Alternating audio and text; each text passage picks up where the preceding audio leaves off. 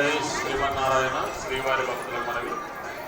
స్వర్ణగిరి శ్రీ వెంకటేశ్వర స్వామి వారి దివ్యక్షేత్రంలో ఉదయం 8 గంటల 30 నిమిషాల నుండి 12 గంటల వరకు, మధ్యాహ్నం 2 గంటల 30 నిమిషాల నుండి రాత్రి 8 గంటల వరకు శ్రీవారికి అర్చన, సువర్ణ పుష్పార్చన, వేదాశీర్వచనం మరియు శ్రీ మహాలక్ష్మి వారికి